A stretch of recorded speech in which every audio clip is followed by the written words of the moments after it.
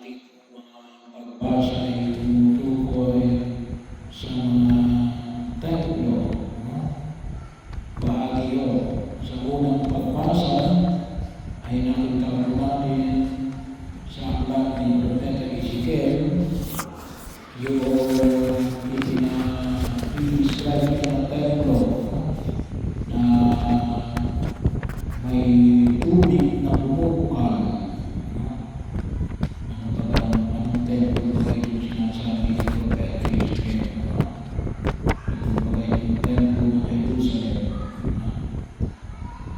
Bahagi yun, hindi pwede yung templo ng Jerusalem kasi noong ipinahayag ni Ezekiel yung mga bagay na ito ay nasira yung unang templo ng Jerusalem nung tinatawag natin noong sinakop sila ng Babylonia.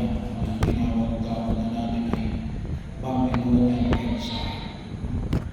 At hindi pa rin naitatayo ang templo ng Jerusalem, ikalawang templo noong panahon ni Propeta Ezekiel. Kasi yung kanyang ipinahayag ng templo dito ay yung templo na nais niya na nawa na makita natin na ito ang pinanggagalingan ng buhay.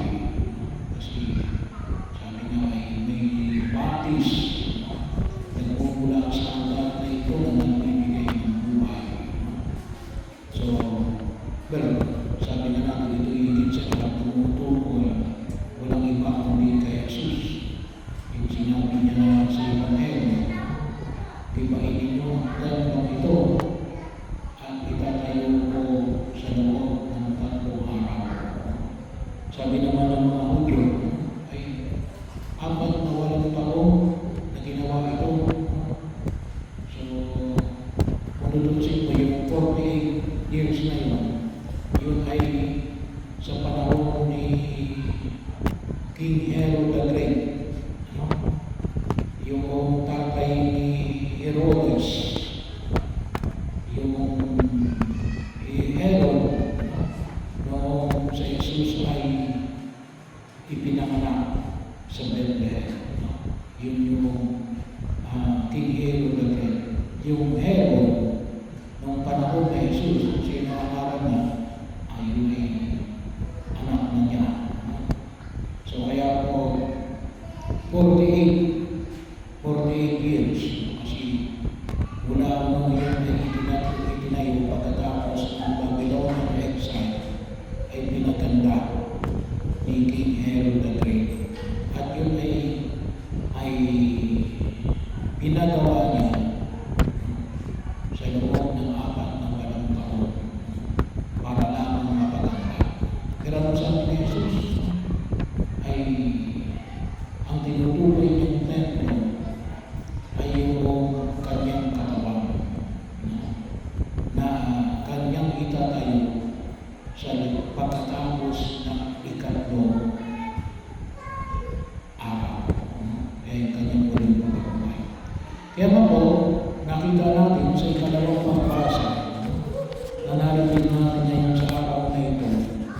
Yung ikalawang pagbasa ay tumutukoy sa sulat ni San Pablo sa mga Korinto. Sabi niya, kayo ang templo ng Jerusalem. Kayo ang bagong templo ng Diyos. So, bahagi yun. So, ano yung nais na ipaalala sa atin ngayon? Ngayon kasi, November 9, ay pinagdiriwang natin ang dakilang pamistahan na pagtatalaga ng tinatawag natin yung Basilica of the Lateran Church. Ito po kasi yung sabi na natin, the mother of all Christian churches sa Roma. Makita natin, St. John Lateran. Bakit St. John Lateran? St. John ay para sa karangalan ng San Juan Bautista. Bakit Lateran? Kasi ang nagbunin noon ay ang pamilya Lateran. At yun na yun ang pinakaunang malaking simbahan ng Katoliko. Kasi yung mas nauna pa ho yung sa St. Peter's Basilica. So yun ay tinayo at around 300, year 300, pagkatapos na si Emperor Constantine ay tinalaga bilang emperor ng Roman Empire. Na kung saan ang mga Katoliko ay hindi na pinag-uusin. Kasi bago dumating si Emperor Constantine, ang pagiging Katoliko ay isang kasalanan. Pinag-uusin, pinakakain sa Diyon. Kung ngayon kayo napapanood, yun yung first 300 years natin. Pero gawa ni Constantine, tayo ay malaya ng makapagpahayag ng ating pananampalataya sa lipunang ginagalawan natin. At ang isa sa pinakaunang simbahan ay yung tinatawag natin sa Nuwang Lateran. At ano yung hamon ay pinahayag na Jesus? Anong sabi nga sa iba kayo, di ba yan huwag yung gawin palengke ang bahay ng aking Ama? Kasi doon ginagawa ng mga Hudyo yung sabi nga natin tatlong bahagi yung pinakalikod. Doon sila nagtitinda. Mayroon pang tinatawag na pawn shop, money changer, nagpapalit ng pera. So, hindi ubago yung money changer. Nung panahon na Yesu Cristo, may money changer na. Hindi nga lang palawan ng tawag. So, pero yung money changer, bakit? Kasi yung ginagamit na coin sa loob ng simbahan ay hindi yung Roman coin. Yung ginagamit na coin ay yung tinatawag natin Jewish coin. So, bawal gamitin yung Roman coin doon sa templo ng Jerusalem. Kaya ginagamit ng nila ay Jewish coin. So, paano yun? Papalitan yung Roman coin ng Jewish coin. So, kaya may mapamaling pera. So, bahagi yun. Ayun ang panyaya ni Jesus, no? Pahalagaan natin yung simbahan. At least kapag pinag-usapan natin ang simbahan, dalawang bagay. Una, ay yung building. Yung building. Itong building na siyang pinagdidiriwang natin. So, kasama na rin doon yung malalaki mga simbahan natin na kinakailangan natin pakalagaan sapagkat ito yung mga pinagtitipunan natin. Napakahalaga kung bigyan natin higit ng pagpapalaga at pagkalang ang tawag na natin ngayon. Bahay dalagitan.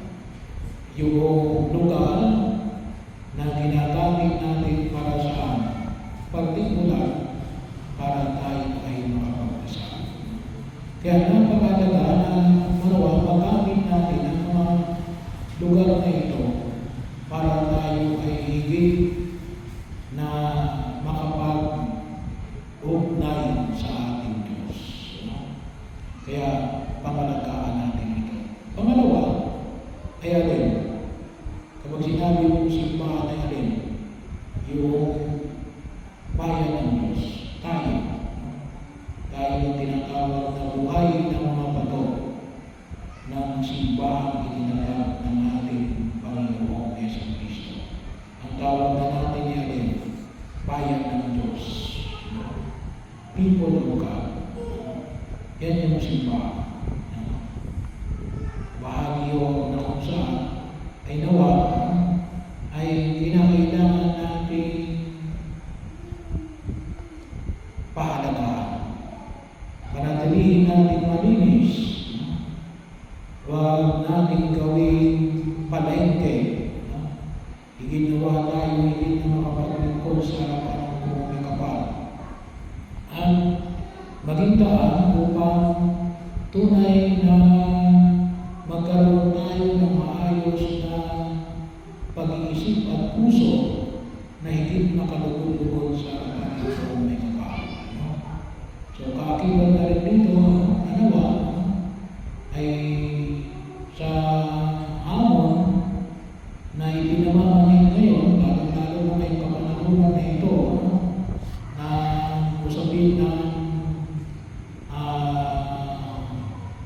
korupsyon, ay nawa po ay tayo ay manindigan laban sa anumang uri ng pangungurako. At yun ay sabi nga ko natin, ay may malawak na pagtugon na kalungkot na ng isipin natin. Tumantong tayo sa ganitong uri ng katatayuan. Bakit? Sabi nga natin, maging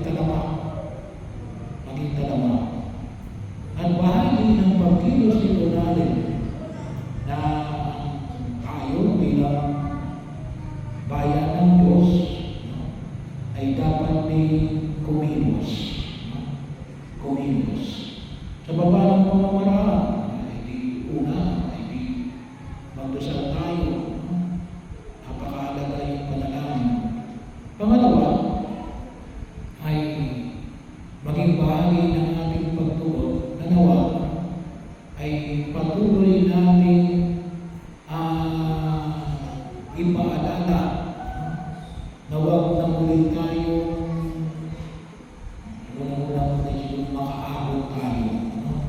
makaahon tayo sa kumunoy na kinalalagyan natin. Kaya po, yung panyaya ng simbahan, tinabihan ko yung mga Greeks na maglagay kayo ng puting ribbon sa paligid ng simbahan para magpaalala sa atin sa usapin na ito na itaguyod natin na iwasan natin ang anumang uri ng korupsyon.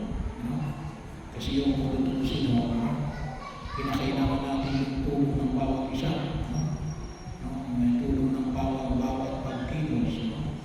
So, may iba't ibang mga grupo. May mga grupo na mga yung tinatawag natin digital creator against corruption. Mayroong mayors for good governance. May mga grupo ngayon na tumatayo na nagkakaisa na halin na huwag natin hayaan na tayo ay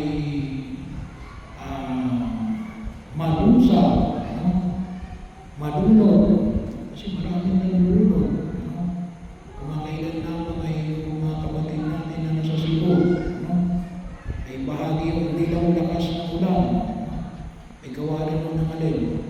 Hindi maayos na pangangalaga at pagkasaayos ng mga flood control projects. Hindi na matutusin ng DPWH. Malawak ko yan. Sabi ng iba pati BIR, pati yung iba't ibang ahensya ay may kuminsan may mga ilang, sabi nga natin, ay may mga sockets. Ibig sabihin ay may mga bahagi na nagiging kurap. At sana, sabi nga natin, sana maging bahagi tayo natin. Sana, not during our watch. Sana hindi mangyari sa panahon natin at hindi mangyari habang sa kinatatayuan natin. Maraming mga matutusin. May mga